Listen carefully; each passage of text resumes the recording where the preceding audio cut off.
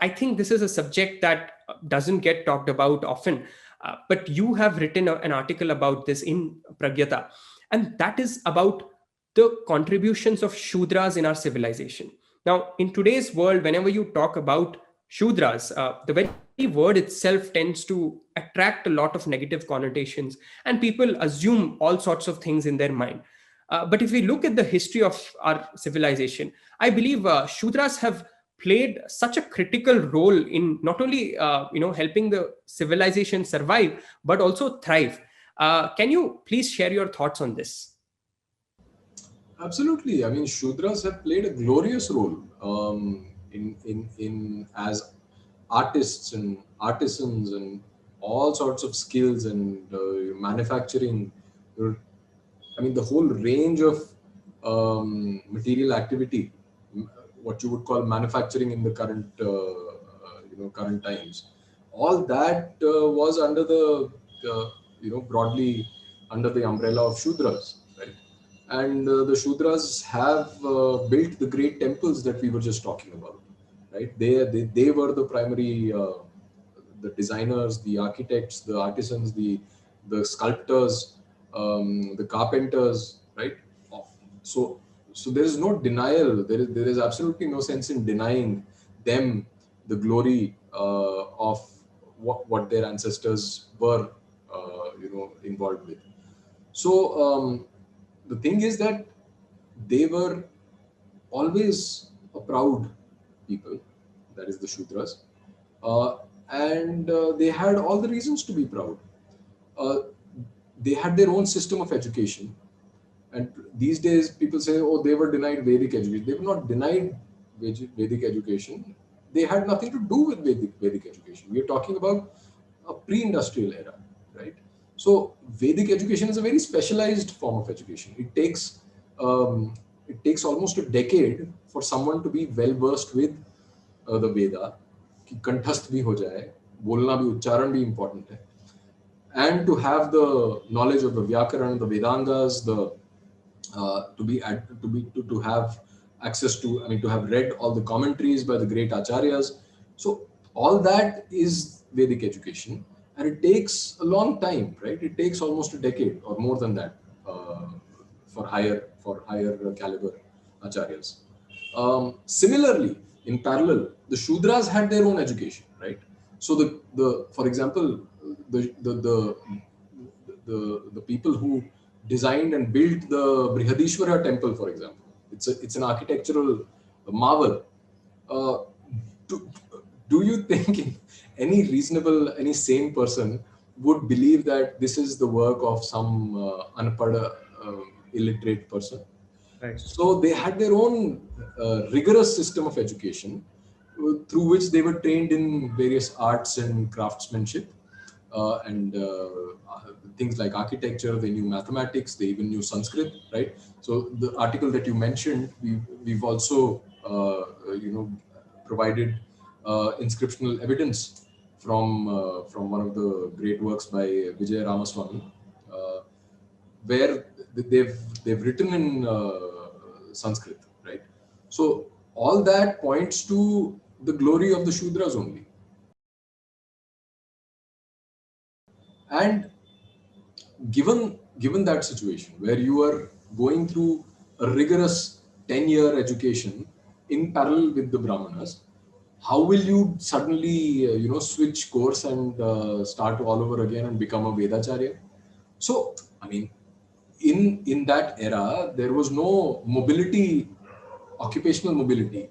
You didn't, your father didn't tell you, beta tumhe kya banna hai, doctor banna hai, engineer banna hai.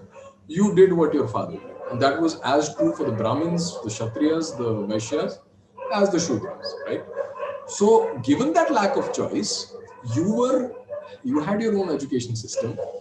So this whole business of being denied, and it's all ignorance, and more than ignorance, it's systematic propaganda.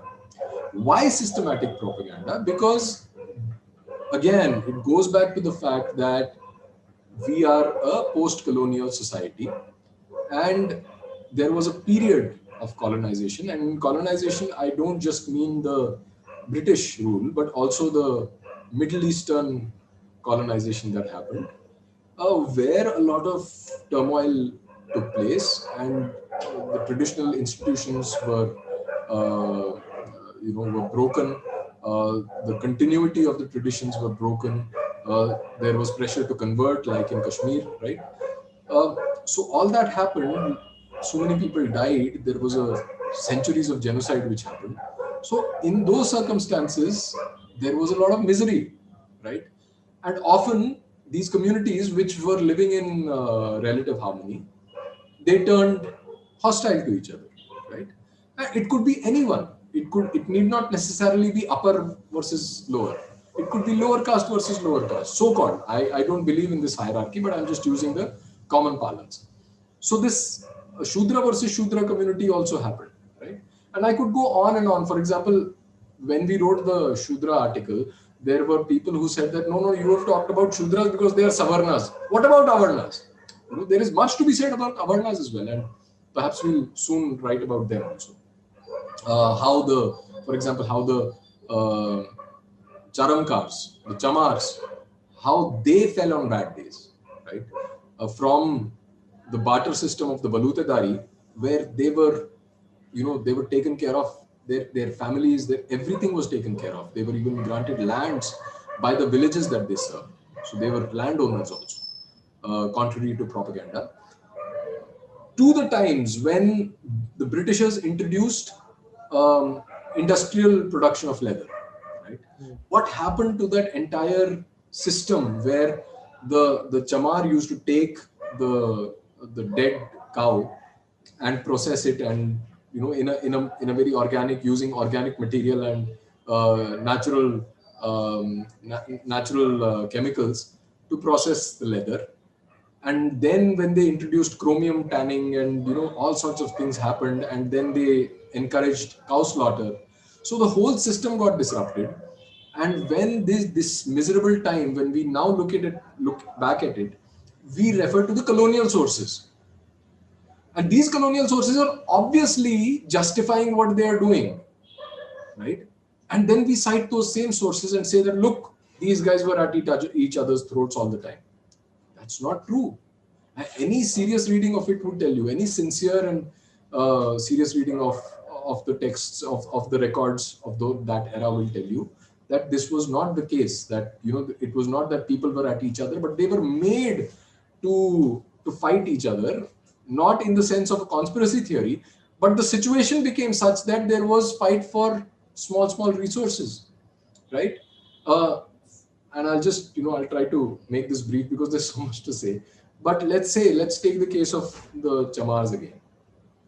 Normally, the cow dies, the chamar takes the cow, and then their community is further subdivided. They have their own divisions in which the first person skins the animal, then the other person does the tanning, and the third person makes the footwear or the other stuff from leather, and then there is another community which repairs these things, right? So there is a complex ecosystem which is involved. Suddenly, the British come, and they implement these high taxes, all kinds of stuff. They bring in industrial production of leather, and they encourage cow slaughter. By encouraging cow slaughter, they incentivize the owners of the cows to sell their cows, right? When you sell the cow to the industry, what does the chamar get? Nothing. So who is responsible, right?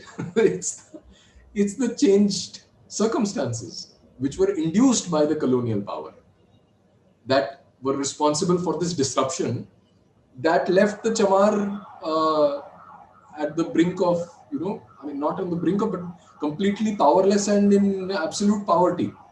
So who's responsible? It was the British.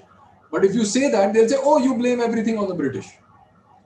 So that kind of stuff which goes on in the popular discourse, that has to be countered, and that has to be countered with good scholarship, not just sloganeering. Because what is at stake is really a choice between, for the Shudras, the choice between victimhood and self-esteem. And we all know where those two choices lead. If you are choosing victimhood, then you will perpetually remain a victim. and you will perpetuate that victimhood to your next generation, and on and on and on. And that will lead to nothing but disaster for your own community. So that's something that has gone on. And like I mentioned, that the democratic system also is responsible, the modern democracy is also responsible for destroying these communities in its own way, and atomizing society, and making them prone to manipulation of identity, manipulation of history, and ultimately leading to totalitarian control. So corporations have their own role to play in that.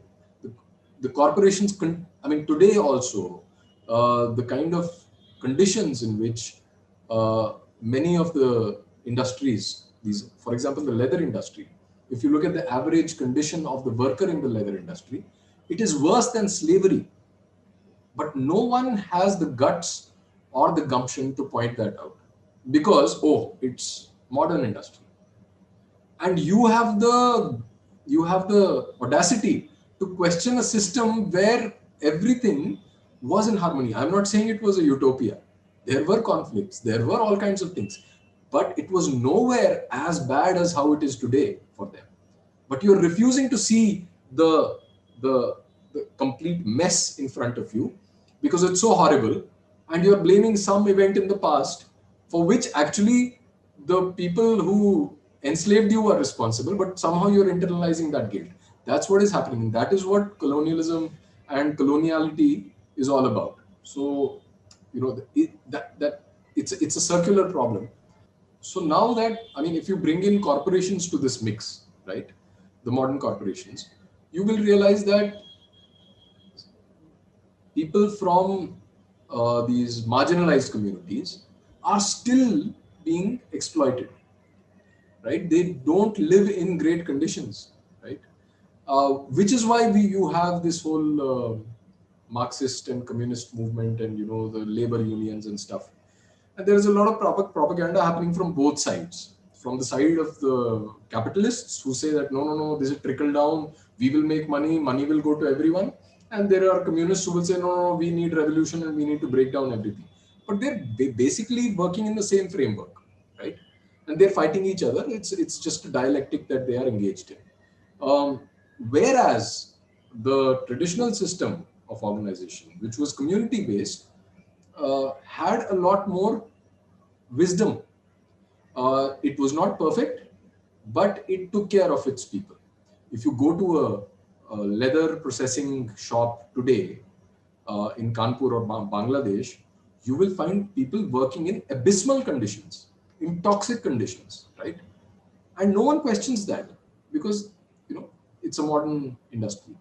But today, where we are, when we are questioning the choices made by unknown people from 200 years back, without even bothering to understand the circumstances that led to those choices, uh, people, I mean, we are answerable to posterity, and the coming generations will question us. That no one seems to realize in the popular discourse. So I think, I mean, the choice is clear, and we have to, the choice between victimhood and self-esteem is clear, and depending on what they choose, that will determine the future of a large section of India's population and the course of the country itself. Absolutely, Ashishji. I think the discourse has to be corrected. It has to be seen it has to be read properly. I think, like you said, there's a lot of need for scholarship also that focuses on these topics, because so much has been distorted, especially because of the British sort of interventions in the whole systems. No, And like you also the said, scholarship, I mean, the need for scholarship is there, has been there, was always right, there. right, The problem is that the scholarship has been hijacked by an ideological group, right. which is the Marxists, and they will not allow dissent, right? And so you have tomes and tomes of false scholarship being churned out, which repeats the same lie. And that repeating the same lie is classic propaganda. Please remember to subscribe to us and switch on the notifications for this channel. For our other social media links, more content, and to support our work, please visit citti.net. Dhanyavad. Namaskar.